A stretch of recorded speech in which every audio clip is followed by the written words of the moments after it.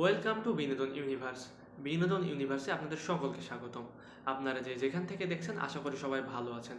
তো বেশি কথা না বলে মূল ভিডিওতে চলে যাই। মালাইকাকে নিয়ে রহস্যময় পোস্ট অর্জুন কাপুরের। তো কি পোস্ট করেছেন অর্জুন কাপুর তার বিস্তারিত জানিয়ে দিব। তো বেশি কথা না বলে মূল ভিডিওতে চলে যাই। বিচ্ছেদ প্রসঙ্গে বলিউড অভিনেতা ইমরান খানের পর এবার আলোচনায় আরেক জনপ্রিয় অভিনেতা অর্জুন কাপুর।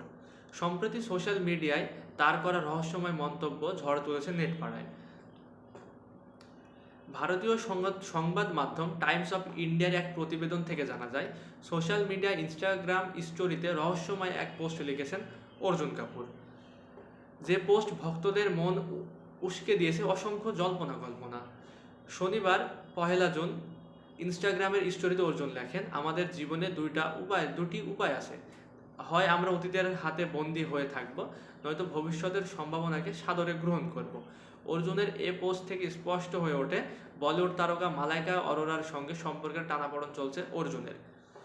এদিকে মালাইকার ম্যানেজারের সঙ্গে কথা হলে তিনি জানান, অর্জুনের সঙ্গে কোনো সম্পর্কের টানাপোড়েনই নেই মালাইকার, সবই গুঞ্জন।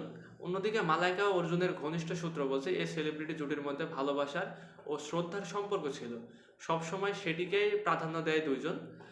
তবে দুর্ভাগ্যবশত তাদের সম্পর্ক স্থায়ী হলো না।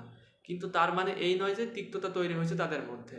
সম্পর্কের এই টালমাটাল অবস্থায় মালাইকা ও অর্জুন নিজেকে সামলে নেবে নাকি দুজনের পথ দুদিকে বেঁকে যাবে তা শুধু সময় পেরোলে স্পষ্ট হয়ে যাবে।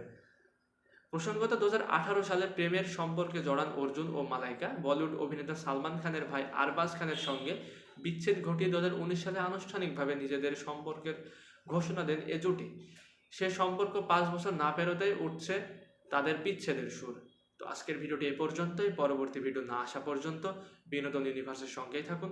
ভালো থাকুন, সুস্থ থাকুন, টেক কেয়ার, আল্লাহ হাফেজ।